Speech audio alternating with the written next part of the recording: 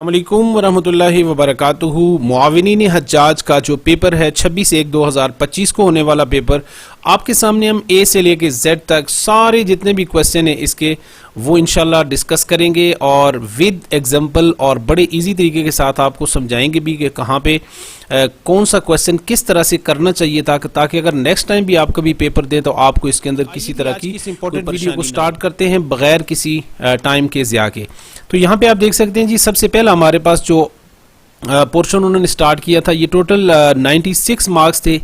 और 96 क्यों थे, 80 क्यों नहीं थे, मैं आपको बताता हूँ आगे चल के। और इनका जो शॉर्ट लिस्ट है वो कौन लोग होंगे और मेरिट कितने का बन सकता है, ये सारी डिटेल इंशाल्लाह हम आपके साथ डिस्कस करेंगे ताकि आपको परेशानी ना हो। तो सबसे पहला जो पोर्शन रखा गया था वो था एप्टीट्यूड टेस्ट का, और उसमें वर्बल रीजनिंग जो कि इंग्लिश ग्रामर से रिलेटेड है, और उसको सबसे पहले उन्होंने डिस्कस किया था। पहला क्वेश्चन था कि I will have my assistant for an appointment. ठीक है कि मैं I will have my assistant, मेरे पास असिस्टेंट होगी डैश फॉर एन अपॉइंटमेंट, जिसको अपॉइंटमेंट के लिए बुलाया जाएगा। तो इसके लिए जो दुरुस्त ऑप्शन है वो है कॉलिंग फॉर एन अपॉइंटमेंट। ठीक है, और कुछ लोग उनका ये कहना है कि यहाँ पे जो दुरुस्त ऑप्शन बनता है वो बनता है विल कॉल। ठीक है जी, सी ऑप्शन को वो दुरुस्त कहते हैं, और उसके पीछे वो रीज़न ये कहते हैं कि यहाँ पे फर्स्ट में जो सेंटेंस है वो फ्यूचर का यूज़ हुआ है, I will have my assistant, तो दूसरा भी फ्यूचर का होना चाहिए, will call for an appointment, जिसको अपॉइंटमेंट के लिए बुलाया जाएगा। बहरहाल इन दोनों को जो है ना वो आप देख लें, दोनों जो ग्रामर के ज़्यादा नज़दीक है वो बहरहाल कॉलिंग लगता है, आप इसको मज़ीद चेक कर लीजिएगा। उसके बाद दूसरा क्वेश्चन है a drowning man catches dash a straw, और इसमें यहाँ पे आएगा एट इज द जो है ना वो वेरी करेक्ट ऑप्शन है। और उसके बाद तीसरा क्वेश्चन है हमारे पास कि there is no harm dash him, तो दुरुस्त ऑप्शन है यहाँ पे in meeting, there is no harm in meeting him. ठीक है, और चौथा क्वेश्चन है never tell your secret dash a stranger, तो यहाँ पे ज्यादा लोगों ने गलती की है, विद यहाँ पे उन्होंने ज्यादा यूज किया है, जबकि यहाँ पे दुरुस्त जो ऑप्शन है वो है टू ए स्ट्रेंजर, यानी किसी खतरनाक आदमी को अपने सीक्रेट्स न बताएं। ठीक है, उसके बाद हमारे पास अब लॉजिकल रीजनिंग के क्वेश्चन है, तो मैं कोशिश करूंगा कि इसके अंदर आपको विद एग्जांपल जो है ना वो चीज़ों को कवर करूं और समझाने की कोशिश करूं ताकि इसके अंदर किसी तरह का कोई भी आपका सवाल हो तो वो आप कर सके। तो सबसे पहले जैसे यहाँ पे आप देख सकते हैं कि सवाल है कि how many months are in a decade, तो डिकेड जो है ना वो अरबी अपना उर्दू के अंदर 10 सालों को कहा जाता है, तो 10 सालों के अरसे को डिकेड कहा जाता है। ठीक है, अब यहाँ पे सवाल था how many month are in a decade, एक सदी के अंदर कितनी जो है ना वो महीने होते हैं, तो 10 साल जो है ना वो टोटल एक डिकेड होगी। ठीक है, और उसको आप जो है ना वो यहाँ पे एक साल के अंदर 12 महीने होते हैं। ठीक है, और how many months are in a decade, तो टोटल 10 सालों के, तो 10 सालों को आप मल्टीप्लाई बाय 12 करें। ठीक है, तो आपके पास जो है ना वो आंसर आ जाएगा, यानी 10 सालों में हर साल के 12 महीने, तो टोटल करें तो कितना हुआ जी, तो टोटल हमारा 120 हुआ, तो यहाँ पे इसका दुरुस्त ऑप्शन है 120। उसके बाद नेक्स्ट है हमारे पास if box is coded as CDPQ, ये बहुत इंपॉर्टेंट क्वेश्चन है और इसके ऊपर बहुत से लोगों को कंफ्यूजन नहीं है और उन्होंने कुछ का कुछ कर दिया है। हालांकि क्वेश्चन बहुत इजी था, इतना ज़्यादा मुश्किल बिल्कुल भी नहीं था। मैं यहाँ पे आपको इसकी एग्जांपल दिखाता हूँ, ये हमारा क्वेश्चन है और यहाँ पे आपको बताया गया था कि if box is code CDPQYZ then code is coded as, तो कोड के लिए क्या कोड होगा, अब जरा बात को समझिए। देखिए सबसे पहले आपने देखना था कि यहाँ पे ये जो 3 उन्होंने आपको चीजें दी हैं, यानी एक B उन्होंने दिया है, ठीक है, और उसके बाद O दिया है और X दिया है, यानी बॉक्स के लिए उन्होंने कोड दिया है ना, तो इसके अंदर उन्होंने एक सीक्वेंस यूज किया है। जिन लोगों ने उस सीक्वेंस को समझ लिया उनके लिए बिल्कुल भी मसला नहीं था, और जिन्होंने नहीं समझा फिर उनके लिए मुश्किलात आई। तो सबसे पहले देखें यहाँ पे हमने अलग अलग करके B को लिखा और उसके बाद O को लिखा और X को लिखा। अब B के बाद देखें ये जो कोड उन्होंने दिया है बॉक्स का, इसको आप नीचे देखें तो B के बाद उन्होंने सीक्वेंस यूज किया कि B के 2 डिजिट फौरन बाद वाले उन्होंने लिख दिए, यानी B के बाद C और D लिख दिया। इस तरह से फिर उन्होंने O लिखा, यानी बॉक्स में O ओ के बाद दो जो डिजिट आते हैं वो हैं ओ के बाद ओ पी क्यू, ये दोनों लिख दिए। इस तरह फिर एक्स लिखा और एक्स के बाद के दो डिजिट क्या हैं, वाई और जेड। तो ये सीक्वेंस था, यानी जो भी उन्होंने वर्ड दिए थे, डिजिट दिए थे, उसके बाद वाले दो डिजिट उन्होंने लिख दिए थे। अब कोड के अंदर भी हमने यही करना था, यानी 4 डिजिट उन्होंने दिए थे सी ओ ए टी, इनके बाद के दो डिजिट आपने लिख देने थे। सी के बाद हमने लिखा डी और ई, ओ के बाद हमने लिखा पी और क्यू, ए के बाद हमने लिखा बी और सी, और टी के बाद हमने लिखा यू और वी। तो इन सबको अगर आप मिलाएं तो हमारे पास जो चीज बनती है वो ये वाली बनती है, D E P Q B C U V, और यही हमारा जो है ना वो डी आंसर था और यही हमारा दुरुस्त ऑप्शन था। ठीक है, और उसके बाद उम्मीद है ये सवाल आपको समझ में आ गया होगा। नेक्स्ट क्वेश्चन था हमारे पास question number 7, which one is the थी number 1 horse, dog, camel and fish.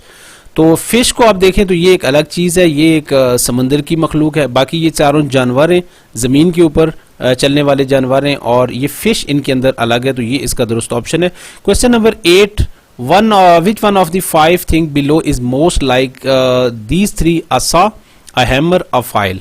ठीक है, अब यहाँ पे गौर से देखें, वो कह रहे हैं कि ये जो 3 चीजें उन्होंने दी हैं, एक उन्होंने दिया है आसा, सा जो है ना वो आरे को कहते हैं, और उसके बाद हैमर हथौड़ी, और एंड फाइल। अब इनके साथ मिलती जुलती चीज क्या है, सा को देखें, आरा भी एक तरह से एक टूल होता है, ठीक है, लकड़ियां काटने के लिए, और इसी तरह से फिर आप अगर देखें जी इसको हैमर को, ये भी एक टूल है कीलें वगैरह निकालने के लिए, और उसके बाद फाइल। अब इनके साथ मिलती जुलती जो चौथी चीज है वो बनती है स्क्रू ड्राइवर। स्क्रू ड्राइवर क्या चीज है, ये पेचकस जिसको हम कहते हैं उसको कहते हैं, वो भी एक तरह से टूल है, और उससे हम जो ना वो पेच वगैरह निकालते हैं, तो ये इसके साथ मैच करता है। नेक्स्ट क्वेश्चन है, if a boy must walk 12 mile to school and he has completed 75 of the trip, ठीक है, और 75% अगर उसने कंप्लीट कर लिया अपना जो उसका ट्रिप था, तो उसका बाकी कितना रहता है। बहुत ही इजी क्वेश्चन है, बहुत ही इजी है, तो इसको हम जो ना वो यहाँ पे जरा डिटेल के साथ समझने की कोशिश करते हैं। कि सबसे पहले देखें कि वो कह रहे हैं कि एक लड़का है, उसने वॉक की है 12 मील स्कूल की तरफ, और वो 75% कंप्लीट कर चुका है। अब बाकी उसके पास कितनी रहती है, तो सबसे पहले हमने क्या करना है, हमने लिखना है कि वो 75% उसने की है, तो 75% ऑफ 12 माइल, तो ये हम अगर निकालें तो 75% का मतलब है 75 ओवर 100, ठीक है, और मल्टीप्लाई बाय 12, ठीक है, मल्टीप्लाई बाय 12 हमने कर दिया, और इसका जो आंसर आता है काटने के बाद वो आता है 9। इसका मतलब ये हुआ कि 12 में से 9 मील तो उसने तय कर दिए, तो बाकी कितने रह गए, 3 मील, ठीक है, तो इसका जो आंसर है वो है 3, ठीक है। उम्मीद है आपको समझ आ गई होगी। नेक्स्ट क्वेश्चन था, famous batsman scored a century in 38 over, और if he could keep up the same run rate how many runs would he score in 47.5 over. अब इस क्वेश्चन को भी जरा समझने की कोशिश करें, बड़ा इजी क्वेश्चन है। सबसे पहले देखें उसने जो सेंचुरी की है, ठीक है, वो 38 ओवर में की है। इसका मतलब ये हुआ कि 100 ओवर 38 अगर हम करें, यानी पर ओवर उसने कितने रन्स बनाए, तो वो उसने बनाए 2.63, ठीक है, ये एक ओवर के। अब एक ओवर के रन्स को अगर हम बकिया जो ओवर रहते हैं उसके साथ मल्टीप्लाई करें, यानी बकिया जो है ना ओवर कितने रहते हैं, 38 ओवर तो हो चुके थे, और उसके बाद 9 ओवर और 5 जो है ना वो बाल इसके अंदर रहती हैं, तो उस 9.5 को अगर हम मल्टीप्लाई करें 2.63 के साथ, ठीक है, और तो वो आपके पास बकिया जो चीज़ बच जाएगी, यानी 2.3, बल्कि हमने यहाँ पे 2.3 एक ओवर का है, तो हमने पूरे के साथ हमने इसको लिख दिया, यानी 47.5 ओवर मल्टीप्लाई बाय पर ओवर रन्स, तो टोटल हमारे पास 125 बन गया। तो इसका जो दुरुस्त ऑप्शन है वो आंसर ए है, और वो है 125, ठीक है। उसके बाद नेक्स्ट क्वेश्चन है हमारे पास 13 नंबर, 13 से जो 16 तक के क्वेश्चन है बहुत ही कंफ्यूज करने वाले हैं, और बहुत से लोगों को इस क्वेश्चन ने परेशान किया कि 6 प्रोडक्ट उन्होंने दी हुई थी UVWXYZ, और उसके बारे में आपको जो ना वो कुछ 4 सवाल पूछे गए थे, तो बहुत से लोगों को इसकी बिल्कुल भी समझ नहीं आई कि इसका आंसर जो है ना वो दुरुस्त बनता क्या है। कुछ ने कुछ का कुछ किया। अच्छा, सबसे पहले हम इसको यहाँ पे ज़रा नोट कर लेते हैं और देखते हैं कि ये क्वेश्चन किस तरह से उन्होंने बनाया। अब देखें जी, यहाँ पे कंप्यूटर की स्क्रीन के ऊपर आ चुके हैं। तो ये वो क्वेश्चन था, इसके हवाले से 4 क्वेश्चन थे, सिर्फ एक ये अगर कोई भी जितने भी उम्मीदवार थे अगर इस चीज़ का सीक्वेंस समझ लेते तो उनके 4 सवाल यहीं से हल हो जाने थे। मिसाल के तौर पे सबसे पहले उन्होंने कहा था कि हमारे पास 6 प्रोडक्ट हैं U V W X Y Z और ये 6 स्टॉल के अंदर मौजूद हैं। स्टॉल नंबर 1 है, स्टॉल नंबर 2 है, स्टॉल नंबर 3 है, स्टॉल नंबर 4 है और स्टॉल नंबर 6 है। इन 6 स्टॉल के अंदर ये 6 चीज़ें मौजूद हैं। इनके लिए फिर उन्होंने कुछ कंडीशन लगाई। पहली कंडीशन थी कि लेफ्ट टू राइट होनी चाहिए, यानी ये U के बाद V W X Y इस तरह से, और उसके बाद ये कि each product on one stall, हर एक चीज़ जो है ना वो एक ही स्टॉल के ऊपर एक ही होनी चाहिए। ऐसा नहीं है कि स्टॉल नंबर 1 के ऊपर हम U के साथ V को भी शामिल करें, ऐसा नहीं करना। दूसरी उन्होंने कहा था कि U जो है ना वो can not be left immediately और immediately to right of V। U जो है ना वो ना तो शुरू के अंदर आ सकता है, यानी ऐसा नहीं है जहाँ पे देखें U जो है ना वो शुरू के अंदर उन्होंने लिया हुआ है, तो ये वाली शर्त वो कहते हैं गलत है। ठीक है, U शुरू के अंदर नहीं होना चाहिए। और इसी तरह से वो कहते हैं कि R immediately to right of V के राइट साइड भी ये नहीं होना चाहिए। ठीक है, तो U जो है ना वो यहाँ पे देखें राइट साइड के ऊपर B है, तो ये दूसरी बात भी नहीं होनी चाहिए। ठीक है, तो हम यहाँ पे इसका एक सीक्वेंस क्रिएट करते हैं। पहले इसकी तीसरी शर्त को देख लें, यानी यहाँ पे मैंने उर्दू में भी लिखा है कि U बाएं तरफ शुरू में ना हो और V के दाएं तरफ भी ना हो। तीसरी शर्त है कि W must be immediately to the left of X, कि W को जब भी आपने लिखना है वो X की लेफ्ट के ऊपर रखना है। W must be immediately to left of X, तो X की लेफ्ट साइड पे ये होना चाहिए। ठीक हो गया, ये भी शर्त हमें पता लगी। नेक्स्ट कहते हैं Z के नॉट ऑन दी नंबर 6, तो यहाँ पे 6 नंबर के ऊपर, जैसे यहाँ पे देखें आपके इस सीक्वेंस के अंदर उन्होंने दिया हुआ है, तो 6 नंबर के ऊपर वो कहते हैं Z नहीं होना चाहिए। तो इन तीनों शर्तों को हम पूरा करते हैं, एक हम सीक्वेंस बनाते हैं। यहाँ पे आप देखें मैंने ये बनाया हुआ है। पहली शर्त ये कि लेफ्ट टू राइट ठीक हो गया, लेफ्ट टू राइट हमारे पास मौजूद है, हर एक चीज़ हमने एक स्टॉल के ऊपर रखी हुई है। पहली शर्त ये है कि U के नॉट बी लेफ्ट, तो U को हमने शुरू के अंदर नहीं रखा। यहाँ पे देखिए शुरू में U नहीं है, शर्त पूरी होगी। उसके बाद कहते हैं इमीडिएटली और immediately to right of V की राइट साइड भी नहीं होना चाहिए, तो हमने V की लेफ्ट साइड के ऊपर इसको रखा है, राइट साइड के ऊपर नहीं रखा। तो पहली शर्त हमारी पूरी होगी। उसके बाद कहते हैं W must be immediately to the left of X, W हमेशा X के W जो है ना वो हमेशा X की लेफ्ट साइड पे होना चाहिए। तो यहाँ पे आप देखें W को हमने X की लेफ्ट साइड के ऊपर रखा हुआ है। ठीक हो गया, उम्मीद है ये भी आपको समझ आ गई होगी। उसके बाद कहते हैं जी कि तीसरी शर्त ये है कि Z can not be on stall number 6, ये 6 नंबर हमारा स्टॉल है, तो कहते हैं 6 नंबर स्टॉल के ऊपर Z नहीं होना चाहिए। हमने 6 के ऊपर Y को रखा, तो पीछे एक जो है ना वो जगह बच गई और वहां पे हमने Z को रख दिया। तो ये वाली कंडीशन पूरी हो चुकी है। अगर आपने इस तरतीब के साथ अगर लिखा होता, या जिन लोगों ने भी लिखा है उनके लिए अब ये चारों के चारों सवाल हल करना और देखना किसी तरह का कोई भी मसला नहीं है। मिसाल के तौर पे मैं आपको देता हूँ, उन्होंने क्वेश्चन किया था which of following product can not at stall number 1, stall number 1 के ऊपर कौन सी चीज़ है जो नहीं आ सकती। तो इसका जो ऑप्शन था हमने यहाँ पे भी उन्होंने कहा कि U जो है ना वो स्टार्ट के अंदर नहीं आना चाहिए। तो इसका मतलब ये हुआ कि U जो प्रोडक्ट है इसका आंसर है U। ठीक है, कि U प्रोडक्ट जो है ना वो शुरू के अंदर नहीं आ सकती।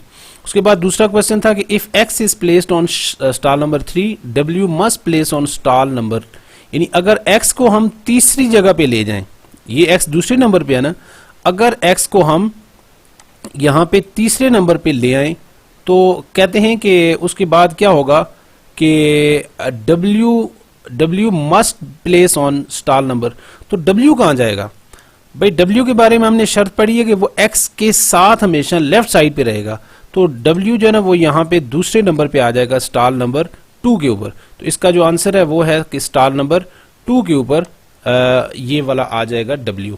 ठीक हो गया। अच्छा, तीसरा क्वेश्चन उन्होंने किया था कि अगर if U is place on stall number 5, which product must go to stall number 6। कहते हैं कि अगर हम U को स्टॉल नंबर 5 के ऊपर ले जाएं, ये हमारा स्टॉल नंबर 5 है, ये U है, और U को हम यहाँ पे स्टार, ठीक है, और U को हम यहाँ पे स्टार, ये Z की जगह पे हम जो है ना वो थोड़ी देर के लिए यू को लेके आ जाते हैं। तो कहते हैं कि अगर हम यू को स्टाल नंबर 5 के ऊपर ले आए, विच product must go on stall number 6। तो स्टाल नंबर 6 के ऊपर अब किस चीज को जाना चाहिए भाई? जाहिर सी बात है, हमने पीछे पढ़ा है कि यू जो है ना वो हमेशा वी से पहले आएगा, यानी वी के लेफ्ट साइड पे होगा। तो यहां पर जो है ना वो इसके ऊपर जो है ना वो वी आएगा, ठीक है। और लास्ट क्वेश्चन है, आखिरी क्वेश्चन है कि अगर if z is placed on stall number 3, अगर z को स्टाल नंबर, ये स्टाल नंबर 3 है, तो z को अगर वो कहते हैं यहां पे हम लेके आ जाएं, ठीक हो गया, तो राइट साइड ऑफ x, ये देखें x की राइट साइड, ठीक है, x की राइट साइड के ऊपर हो गया। Which product must go to stall number 5। तो अब स्टाल नंबर 5 के ऊपर किस को जाना चाहिए, ठीक है। तो स्टाल नंबर 5 के ऊपर ये u और v जो यहाँ पे थे ये आगे ट्रांसफर होंगे और यहाँ पे जो ना वो v आ जाएगा और यहाँ पे u आ जाएगा, ठीक हो गया। तो यहाँ पे इसका जो आंसर है वो है कि यहाँ पे v आ जाएगा, प्रोडक्ट v आ जाएगी। तो ये हमारे 4 के 4 क्वेश्चन जो ना वो यहाँ पे हल हो चुके हैं और और ये बहुत बड़ा पोर्शन था जिसके अंदर हज से मुतालिक सवालात थे, फिर हज की जो पॉलिसियाँ थी, हज के हवाले से जो वेलफेयर थी, इनकी कमेटियाँ तश्कील दी गई थी, सऊदी अरब के हवाले से जो सवालात किए गए थे, कोटा कितना था और एलिजिबिलिटी क्राइटेरिया का क्या था, और कोड ऑफ कंडक्ट, और इस तरह से हज उम्रा 2023 के हवाले से जो सवालात थे वो तमाम सवाल इंशाल्लाह हम इस वीडियो के अंदर कवर करेंगे। इससे पहले वाली वीडियो के अंदर हमने एनालिटिक, क्वांटिटेटिव रीजनिंग के जो क्वेश्चन थे जो कि मुश्किल तरीन थे, हमने उनको बहुत ही इजी करके आपके सामने पेश किया था, और वो वीडियो अगर आप देखना चाहते हैं तो वो इसी जो है ना वो डिस्क्रिप्शन के अंदर उसका लिंक मौजूद है, आप वहाँ से वो वीडियो देख लें ताकि ये ऊपर वाला जो पोर्शन है एनालिटिक का, एप्टीट्यूड टेस्ट का, रीजनिंग का, वो आपका क्लियर हो जाए। तो हम यहाँ से स्टार्ट करते हैं हज से मुतालिक जो सवाल थे। पहला सवाल था, in extension of days can be given to welfare staff beyond 45 days staff stay in KSA, कि सऊदी अरब के अंदर जो 45 डेज का एक आमतौर पे जो है ना वो पैकेज दिया जाता है, उसके अंदर क्या किसी तरह की एक्सटेंशन हो सकती है या नहीं हो सकती है, अगर हो सकती है तो कितनी हो सकती है। तो यहाँ पे सवाल इसके अंदर ऑप्शन थे 2 डेज, 5 डेज, 10 डेज। तो दुरुस्त ऑप्शन जो है ना वो इसका ये है कि extension are not permitted except in exceptional cases, सिवाय जो है ना वो कोई ख़ास तरह की कोरोना हो जाता है या कोई और बीमारी आ जाती है, कोई भी और मसला हो जाता है, उस सूरत हाल के अंदर एक्सटेंशन दी जाती है, अदरवाइज इसके अंदर 2, 3, 5 दिन की कोई एक्सटेंशन नहीं होती। नेक्स्ट क्वेश्चन था, टू फैसिलिटेट हुज्जाज एज पर सऊदी तालीमात welfare staff will be deputed in KSA at ratio of, कि यहाँ पे सवाल है कि सऊदी तालीमात के मुताबिक एक जो मुआविन है वो कितने लोगों के ऊपर जो है ना उसको मुतय्यन किया जाता है। तो 100 हाजियों के ऊपर एक मुआविन यानी मुआविनीन हज्जाज को मुतय्यन किया जाता है। नेक्स्ट है जी OPAP स्टैंड फॉर, OPAP से मुराद क्या है, ये किस चीज़ का एब्रीवेशन है? ये है जी office of the pilgrims affair Pakistan, ठीक है जी। दुरुस्त जवाब क्या है जी कि office of the pilgrim affair Pakistan, ठीक है। नेक्स्ट हमारे पास क्वेश्चन नंबर 20 है, for Hajj 2025 Pakistan total quota will be divided between, तो ये 50-50 जो कोटा है वो डिवाइड हुआ था, यानी 50% जो है ना वो प्राइवेट सेक्टर भेजेगा और 50% गवर्नमेंट सेक्टर भेजेगा। तो ये जो है ना वो इसका दुरुस्त जवाब है। नेक्स्ट हमारे पास क्वेश्चन है जी, एज पर हज policy 2025 the minimum age for the performing हज इज 12 ईयर जो है ना वो मुख्तस की गई थी, और बच्चे भी अगर जाना चाहते हैं तो कम से कम उनकी एज जो है ना वो 12 साल होनी चाहिए, यानी इससे छोटे बच्चे अलाउ इस आज पॉलिसी के अंदर नहीं थे। नेक्स्ट जो है ना वो हमारे पास अगला क्वेश्चन नंबर 22 है, which of the following statement is false regarding women performing Hajj in हज 2025 पॉलिसी। वेरी इंपॉर्टेंट क्वेश्चन, और इस क्वेश्चन के अंदर पूछा जा रहा है आपसे कि इस 2025 की पॉलिसी के अंदर कौन सी स्टेटमेंट है जो कि गलत है। ये बाकी स्टेटमेंट इसके अंदर काफ़ी सारी हैं, मैं वीडियो लंबी हो जाएगी नहीं पढ़ता। हमारी जो मुतालका है वो ये है कि इसके अंदर एक और चीज़ उन्होंने शामिल की कि वुमेन जो है ना वो बग़ैर महरम के, इससे पहले जितनी भी थी उसके अंदर ये चीज़ शर्त थी कि औरत कोई भी है वो महरम के बग़ैर हज नहीं कर सकती थी, लेकिन इस दफ़ा हज की जो पॉलिसी बनाई गई है उसके मुताबिक अब औरत बग़ैर महरम के भी हज कर सकती है। तो ये वाली जो है ना वो स्टेटमेंट इस 2025 के अंदर शामिल की गई है, तो इसको आपने देख लेना है, समझ लेना है, ताकि इसके अंदर कोई प्रॉब्लम ना हो। नेक्स्ट भी ये सवाल आ सकता है कि 2025 की पॉलिसी के मुताबिक औरत जो है ना वो बगैर महरम के भी हज कर सकती है। अच्छा जी, नेक्स्ट हमारे पास क्वेश्चन है जी, question number 23, the hardship sponsor does not accommodate. Hardship के हवाले से एक उन्होंने इस दफ़ा एक चीज़ मुख्तस की थी, उनका स्पॉन्सरशिप की थी, लेकिन वो किन लोगों की थी? स्प्लिट ब्रोकन फैमिलीज़ को हार्डशिप उन्होंने कहा स्पॉन्सरशिप होगी। महरम फॉर सक्सेसफुल लेडीज़, जो लेडी है अगर बतौर महरम उनके साथ जाना चाहे तो उनके लिए भी था। अटेंडेंट फॉर, बाद लोग बीमार होते हैं उनके लिए जो अटेंडेंट जाते हैं उनको भी उन्होंने किया था। लेकिन जो पीपल विद लो इनकम है, जिनकी आमदनी कम है, उन लोगों को फैसिलिटेट करने का कोई इस तरह का जो है ना वो उन्होंने मुख्तस अकोमोडेशन करने की कोई सूरत हाल, ऐसी पॉलिसी नहीं बनाई थी। Next question number 20। Next question है जी, what function does the appellate committee serve. Appellate committee क्या करती है? अपेलेट कमेटी से पहले एक और कमेटी है जिसके बारे में हमने आपको पहले भी बताया था, उसका नाम था कि कंप्लेंट डिस्पोजल कमेटी, इसको कहते हैं CDC। ठीक है, तो सबसे पहले इसका जो है ना वो काम अपेलेट कमेटी का ये है कि वो देखती है, रिव्यू करती है in make ruling on appeal from complaint disposable committee to assign Hajj को डिस्पोजल कमेटी। तो बाज हाजी कभी भी कोई कंप्लेन करता है वो डायरेक्ट इस कमेटी को करता है, ठीक है, डिस्पोजल कमेटी को। तो डिस्पोजल कमेटी से बाज औकात अगर कोई चीज़ हल ना हो रही हो तो फिर हाजी ये जो अपेलेट कमेटी है इसकी तरफ जाता है, और इसमें ये 21 ग्रेड का अफसर होता है, जबकि डिस्पोजल कमेटी में जो अफसर होता है वो 20 ग्रेड का होता है। तो ये दोनों भी MCQs नेक्स्ट टाइम भी कहीं पे आ सकते हैं। नेक्स्ट है जी, what is the consequence if an HGO यानी हज ग्रुप ऑर्गेनाइजेशन अगर कोई वायलेट करे तो उसमें किस तरह का जुर्माना उसके ऊपर किया जाता है? तो दुरुस्त जवाब है इसका जी कि दे में फेस सस्पेंशन, उनको सस्पेंड भी किया जा सकता है, और उसके बाद उनको रिसेशन उस हद तक दी जाती है कि जब तक उनके एक प्रॉपर जो ना वो हेयरिंग होती है, समात होती है, और समात के बाद फिर प्रॉपर समात होती है और उसके बाद जो है ना वो उनका फैसला किया जाता है। बहरहाल ये इसका जो है ना वो दुरुस्त ऑप्शन है। नेक्स्ट हमारे पास क्वेश्चन है, question number 26, which of the following is not with in the scope of the divisions concern under the हज एक्ट 2023। कौन सी चीज है जो 2023 के हज एक्ट के अंदर शामिल नहीं है? ठीक है, which of following is not, तो इशूइंग लाइसेंस भी इनकी है, रिन्यूइंग लाइसेंस भी इनकी है, सस्पेंडिंग लाइसेंस भी इनकी है। ये जो supervising financial accounts of HGO ये इनकी पॉलिसी के अंदर शामिल नहीं है। What is the primary purpose of the हज ऑपरेशन फंड? हज ऑपरेशन फंड का जो मेन मकसद है वो क्या है? उनका मकसद है टू मैनेजिंग एंड ओवरसीइंग हज ऑपरेशन बाय कॉम्पिटेंट अथॉरिटी। ठीक है जी, ये इसका दुरुस्त जवाब है। नेक्स्ट हमारे पास है जी क्वेश्चन नंबर 28, वो is typically competent authority for approving bill related to हज पॉलिसी। हज पॉलिसी के हवाले से जो कॉम्पिटेंट अथॉरिटी है वो कौन है जो कि बिल भी अप्रूव करती है हज पॉलिसी के हवाले से? तो इसका जो दुरुस्त जवाब है वो है कंसर्न डिवीजन। ठीक है जी, और नेक्स्ट है हमारे पास, which of the following condition is required for establishment of a medical office outside to central area. वैसे तो इसके लिए शर्त है कि आपने जो भी मेडिकल अपना सेंट्रल बनाना है वो किसी भी सेंट्रल एरिया के अंदर बनाना है, किसी भी इलाके। लेकिन अगर आपने उसके बाहर बनाना है तो उसके लिए ज़रूरी है कि आप office must obtain a permit from ministry of health. तो मिनिस्ट्री ऑफ हेल्थ से जो है वो परमिट लेगा और उसके बाद उसको इस चीज़ का अलाउ होगा।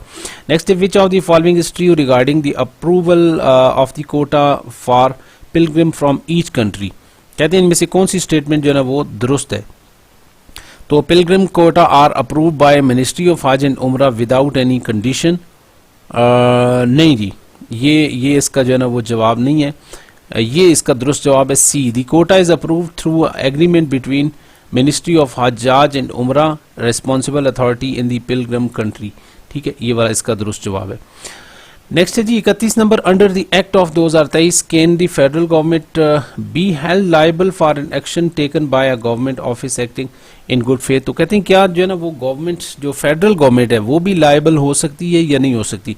दुरुस्त जवाब है जी no, the federal government is not protected from liability if action, तो ये इसका जो है ना वो दुरुस्त जवाब है कि no, the federal government is protected from liability if action are taken in the good faith. तो ये इसका जो है ना वो दुरुस्त जवाब है। नेक्स्ट है हमारे पास question number 32, which stage come immediately after the pilgrim perform the stoning of first day of Jamarat. तो सबसे पहले जब जमरात को कंकरियां मारी जाती हैं तो उसके बाद कौन सा स्टेज आता है? तो आपको पता है कि कंकरियां जो है ना वो 10 जिलहज को मारी जाती हैं, ठीक है, और उसके बाद 10 जिलहज को 7 कंकरियां मारने के बाद जो है ना वो हाजी क्या करते हैं, the stage where pilgrim are dispatch to the स्लेचेस इन दी मिना। तो वहाँ पे जो उनके खेमे बने हुए होते हैं उनके अंदर हाजी चले जाते हैं, ठीक है। नेक्स्ट हमारा क्वेश्चन है 33, which of the following is prohibited for pilgrim during Hajj according to the rule regulation. Regulation के मुताबिक हाजियों के लिए किस चीज़ की ममानियत है? होल्डिंग, गैदरिंग फ्रॉम कलेक्टिव सप्लिकेशन, एक ग्रुप बना के जो है ना वो खड़े होने पे बड़ी मस्जिद के अंदर, टेकिंग फोटोग्राफी से, engaging in political and sectarian activity during Hajj. तो इससे जो है ना वो ममानियत है कि आप वहाँ पे अपनी जो है ना वो सियासत की बातें या सियासत के हवाले से जलसे करना शुरू कर दें, इस चीज़ की अलाउ नहीं है। The authorities responsible for organizing the arrival of pilgrim from abroad should act within 48 hours in the event of the pilgrim death of birth। तो कहते हैं ये कब जो है ना वो अगर कोई बंदा वहाँ पे फौत हो जाए तो 48 घंटों के अंदर किस सूरत हाल के अंदर उसको वापस भिजवाया जाएगा? इशूइंग अ डेथ और बर्थ सर्टिफिकेट, ठीक है, तो उस सूरत हाल के अंदर उसको वापस भिजवाया जाएगा। Which authority is responsible for ensuring the safety of pilgrim in Mina? मिना के अंदर कौन सी ऐसी जो है ना वो रिस्पॉन्सिबल अथॉरिटी है जो हाजियों के लिए मिना के अंदर उनको सेफ्टी मुहैया करती है? तो इसका दुरुस्त जवाब है जी सऊदी सिविल डिफेंस, ठीक है जी, ये इसका दुरुस्त जवाब है। नेक्स्ट है हमारे पास जी what is the Arabic term for railway station. Railway station के लिए कौन सा लफ्ज़ इस्तेमाल होता है? तो इसके लिए जो लफ्ज़ इस्तेमाल होता है वो है अल मुहित्ता, ठीक है, ये इसका दुरुस्त जवाब है। नेक्स्ट है जी how many hours in advance should the notice for buses Medina posted. कितने घंटे पहले मदीना के अंदर बसों को पोस्ट किया जाता है? तो इसका जवाब है 24 घंटे। तो चलें यहाँ पे इसके अंदर 24 शामिल है, तो 18 से 24 घंटे पहले उन बसों को पोस्ट किया जाता है। Where is the main control office, यानी MCO कहाँ पे वाक़ है जो पाकिस्तानी हाजियों को जो है ना वो फैसिलिटेट करता है? तो इसका दुरुस्त जवाब है ये वायलेशन और misconduct by Hajj assistant to whom will sector in charge report recommendation for punishment. तो कहते हैं अगर कोई मिसकंडक्ट करे हज जो मुआविन हज हैं उनके अंदर, तो फिर किसको रिपोर्ट करनी चाहिए? तो इसका दुरुस्त जवाब है जी कि मेन कंट्रोल MCO को, मेन कंट्रोल ऑफिस के अंदर आपने कंप्लेन करनी है। नेक्स्ट है what is the shape of the Hatim. हतीम की शेप क्या है? तो आपको पता है काबतुल्लाह के गिर्द जो है ना वो हतीम की तकरीबन इस तरह की शेप है, ठीक है। यहाँ पे ये पेन नहीं है, ये पेंसिल है कंप्यूटर के ऊपर, इसलिए थोड़ा सा इसके अंदर उस तरह की पोजीशन नहीं आती आपको समझाने के लिए। तो यहाँ पे जो है ना ये हाफ सर्कल है, ठीक है, जैसे यहाँ पे यहाँ बाकी जो है ना ये काबा है, तो यहाँ पे इस शेप को अगर देखें तो ये हाफ सर्कल की शेप है, ठीक है। तो ये हाफ सर्कल इसका दुरुस्त जवाब है, उसकी जो शेप है वो हाफ सर्कल जैसी है। नेक्स्ट है जी 41 है व्हाट डज यौम तरविया। यौम तरविया किस दिन को कहा जाता है? तो यौम तरविया मना में जब पहले क्याम किया जाता है 8 ज़िलहज्जा को, उस दिन को कहा जाता है। तो इसका दुरुस्त जवाब है the day when pilgrim travel to Mina and prepare for Hajj. तो जब हज के लिए वो तैयार होते हैं हाजी, तो उस दिन को यौम तरविया कहा जाता है और ये 8 ज़िलहज होता है, ठीक है जी, 8 ज़िलहज है, ठीक है। नेक्स्ट है जी हमारे पास which of the following act is not फर्ज इन हज अकॉर्डिंग टू दी फ़िक़्ह हनफी। तो फ़िक़्ह हनफी के मुताबिक कौन सी चीज़ है जो ऑप्शन है वो है जी एनिमल सेक्रीफाइस, यानी कुर्बानी करना जो है ना ये फ़िक़्ह हनफी के मुताबिक ये फ़र्ज नहीं है, ठीक है। तो ये तीनों जवाब इसके पहले वाले नहीं है बल्कि लास्ट वाला जवाब इसका दुरुस्त है। नेक्स्ट है जी व्हाट इज़ मेंट बाय मीकात। मीकात किसको कहते हैं? मीकात उस जगह को कहा जाता है जहाँ से हाजी एहराम बांधते हैं, ठीक है। डिज़िग्नेटेड बाउंड्री और point where pilgrim must assume Ihram for Hajj and Umrah. तो ये इसका जो है ना वो दुरुस्त जवाब है। नेक्स्ट क्वेश्चन है as per the policy pilgrim is allowed to perform ibadah in Riyazul Jannah. रियाजुल जन्ना के अंदर अगर उन्होंने इबादत करनी है तो ज़रूरी है कि वो एक नसूक नामी एक ऐप है, प्ले स्टोर से आप डाउनलोड करके वहाँ से उसके ज़रिए आपने अपनी बुकिंग करानी होती है। Building duty officer is responsible for promptly dispatching undefined goods to. तो बिल्डिंग ड्यूटी जो ऑफिसर है उसकी जिम्मेदारी होती है कि वो बगैर गैर ज़रूरी सामान को डिस्पैच करे लास्ट एंड फंड सेल की तरफ। ठीक है, ये एक सेल बना होता है, उस सेल की तरफ उसने उसको भिजवाना होता है। नेक्स्ट जो है ना वो हमारे पास क्वेश्चन है, there is a distance between Mina and Arafat. तो मिना और अरफात के दरमियान कितना फासला है? तो मना से जो मुजदलफा है वो है 4 किलोमीटर। ठीक है जी, ये 4 किलोमीटर है। और मिना से अरफात को अगर देखें तो यहाँ पे ये तीर सीधा जा रहा है नीचे तक, मना से लेके अरफात ये 9 किलोमीटर है। तो दुरुस्त जवाब है इसका 9 किलोमीटर। ठीक है, तो मतलब ये हुआ कि मिना से हाजी जब मक्का से मिना जाते हैं तो मिना से डायरेक्ट वो अरफात चले जाते हैं, बीच में से वो मुजदलफा को उस वक्त छोड़ देते हैं, बाद में आते हैं, लेकिन उस वक्त डायरेक्ट वो अरफात की तरफ जाते हैं। बहरहाल जी इसका जो फासला है वो है 9 किलोमीटर। ठीक है, उसके बाद नेक्स्ट हमारे पास क्वेश्चन है, the date of arrival at Mina is. मना के अंदर सबसे पहले उन्होंने कब पहुंचना है? तो ये हम पहले भी डिस्कस कर चुके हैं, 8 ज़िलहज्जा इसका दुरुस्त जवाब है, 8 ज़िलहज्जा को उन्होंने पहुंचना होता है। How many days does the short हज स्कीम कंसिस्ट ऑफ। तो इस दफ़ा जो 2025 की पॉलिसी के अंदर एक शॉर्ट टर्म स्कीम भी मुतारफ़ कराई गई है, जिसमें उन्होंने कहा कि 20 से 25 दिन की शॉर्ट टर्म स्कीम भी आप कर सकते हैं। When do the pilgrim depart for Arafat. Arafat के लिए वो कब डिपार्ट यानी रवानगी होती है? तो हमें पता है कि अरफात के लिए हमने 9 ज़िलहज को अरफात के लिए निकलना होता है मना से, और 9 को ही आपने अरफात के अंदर पहुंचना भी होता है। ठीक है, और पहुंचकर फिर अरफात से अगली आपकी जो रवानगी है वो भी उसी दिन होती है मुजदलफा की तरफ। तो ये इसका दुरुस्त जवाब है 9 ज़िलहज्जा। How many peoples are required to be collected from Muzdalifah at minimum. तो कम अज कम आपने 70 जो है वो कंकरियां इकट्ठी करनी होती हैं एट मुजदलफा। मुजदलफा में आपने किस कब जो है ना वो वकूफ़ करना होता है? ठीक है, तो मुजदलफा के अंदर आपका जो वकूफ़ होता है जी वो 10 ज़िलहज को होता है। ठीक है, तो इसका जो दुरुस्त जवाब है वो 10 ज़िलहज्जा इसका दुरुस्त जवाब है, क्योंकि आपने 10 की फजर तक आपका जो वकूफ़ है वो मुजदलफा के अंदर होता है, उसके बाद आपने फिर आगे रवानगी करनी होती है नेक्स्ट मना की तरफ। ठीक है, what is the status of the सही बिटवीन सफ़ा एंड मरवा। तो सफ़ा और मरवा के दरमियान जो सही करना है वो वाजिब है। Which is the largest mosque in Mina. Mina के अंदर सबसे जो बड़ी मस्जिद है उसको मस्जिद खीफ भी कहा जाता है, जहाँ पे खुतबा हज भी दिया जाता है। What is the status of तवाफ़ विदा फारवेल। तो ये वाजिब है जी, आखिरी जो तवाफ़ है जब काबा यानी हज मुकम्मल होता है तो उसके बाद जो आखिरी तवाफ़ है उसको तवाफ़ विदा कहते हैं, और ये वाजिब है। नेक्स्ट है, what is the 5th day of हज इज़ कॉल्ड। तो हज का जो 5वां दिन है उसको कौन सा दिन कहा जाता है? ये ओवरऑल हज का जो 5वां दिन है ये ज़ुल्हिज्जा का 12 तारीख होती है, यानी 12। 8 से स्टार्ट होता है, आप तारीख को ज़हन में रख लें, 8 से स्टार्ट करें, 8, 9, 10, 11 और 12। तो 5वां दिन जो है ना वो 12 ज़िलहज्जा बनता है। पाकिस्तानी हाजी will request prior permission through which app for their turn in Riyazul जन्ना।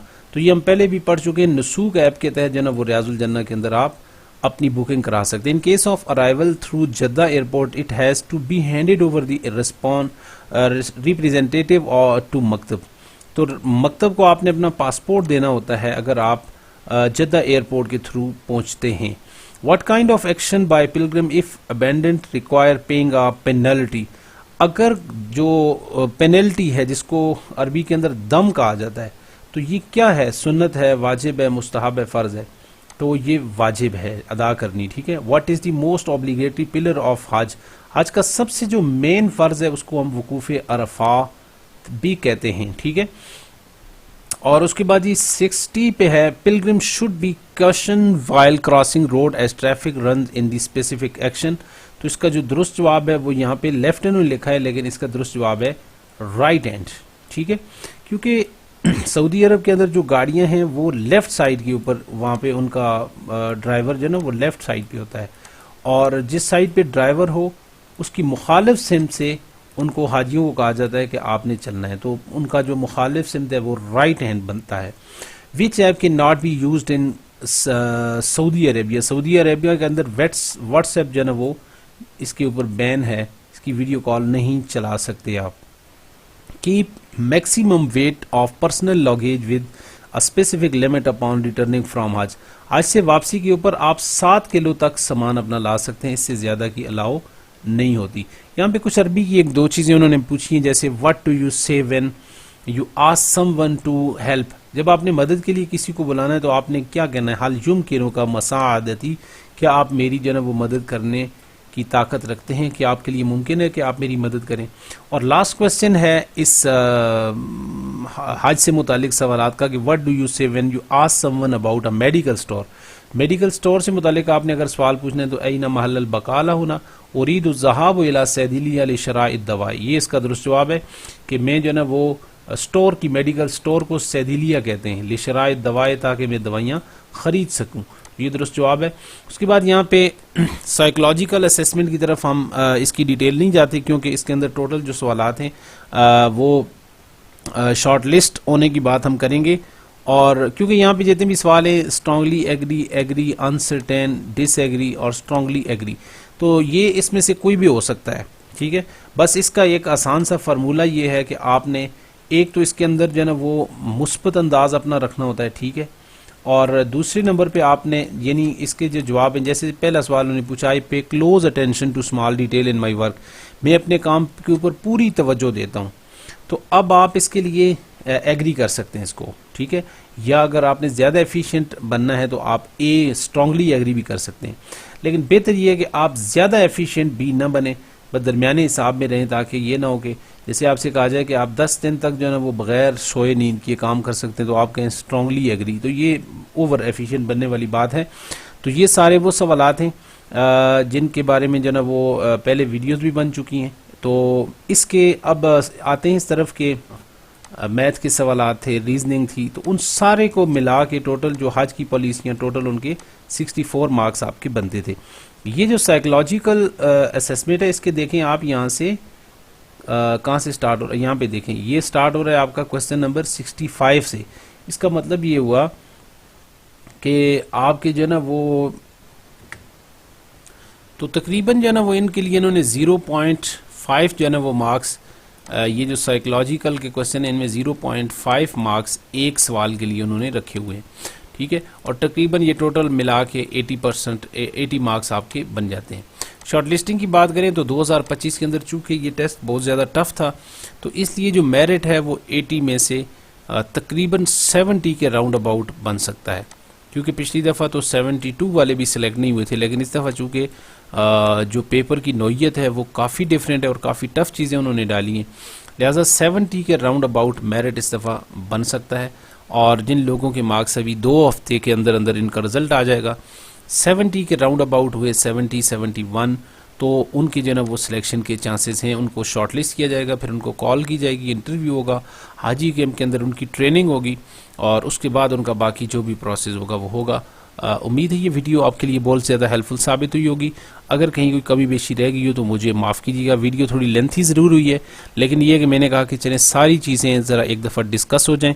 मज़ीद आपका कोई भी सवाल हो वो आप कमेंट के अंदर कर सकते हैं। वीडियो अच्छी लगे लाइक कीजिए और मेरे लिए खुसूसी दुआ की